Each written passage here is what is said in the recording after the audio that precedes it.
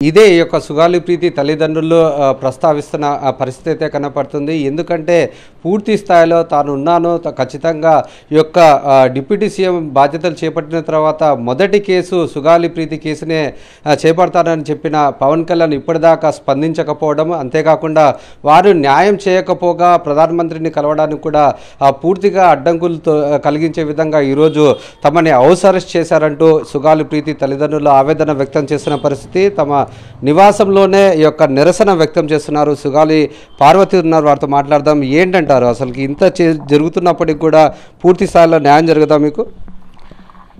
ఈరోజు కర్నూలులో మన ప్రధానమంత్రి మోడీ గారి పర్యటన సందర్భంగా నేను ఈ ప్రభుత్వం విఫలమైంది నా కేసులో న్యాయం చేయడానికి అని నేను ప్రభుత్వంని అడిగాను.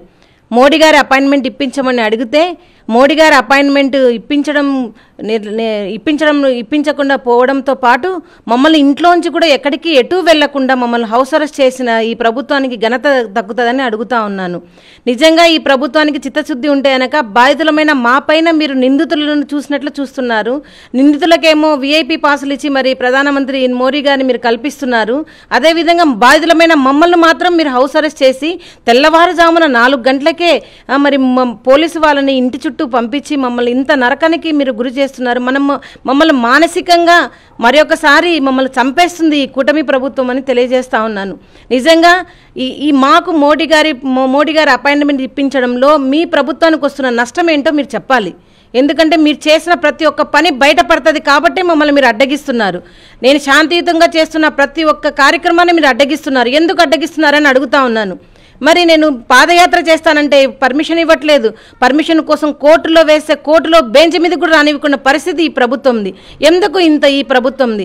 మరి మీరే పవన్ కళ్యాణ్ గారు చెప్పారే కదా, డిప్యూటీ సీఎం అయిన ఫస్ట్ సంతకం సుగాలి ప్రీతి కేసు అన్నారు. 16 నెలలు అవుతుంది. ఇప్పటి వరకు మీరు ఒక సంతకం కాదు కదా, కనీసం సుగాలి ప్రీతి కేసు గురించి ఏమైనా పురోగతి చేశారా? మరి మీరు ఎలా ప్రధానమంత్రి మోడీ గారికి ఘనస్వాగతం పలుకుతున్నారు? ఇదే గడ్డలో మీరు లక్షలాది మందితో ర్యాలీ చేశారు సుగాలి ప్రీతికి న్యాయం చేస్తానని. మీరు న్యాయం చేశారని అనుకొని ఇప్పుడు మీరు మోడీ గారిని మీరు స్వాగతిస్తున్నారా? నిజంగా ఈ ప్రభుత్వానికి చిత్తశుద్ధి ఉందా అని అడుగుతాను.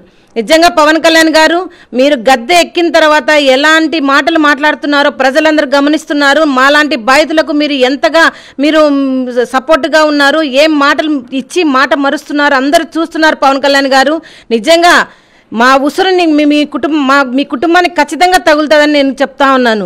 నిజంగా మనం చూసుకున్నట్లయితే ఈ యొక్క పోరాటం అయితే కొనసాగుతున్న పరిస్థితి కనపడుతుంది. ఎన్ని అడ్డంకులు సృష్టించినా, ఏ విధంగా తమను అడ్డుకున్న పరిస్థితి ఉన్నప్పటికీ కూడా పూర్తి స్థాయిలో తమ పోరాటం అయితే కొనసాగిస్తామంటూ ఈ యొక్క సుగాలి పార్వతి చెప్తున్న పరిస్థితి ఇక్కడ కనపడుతుంది. హరి.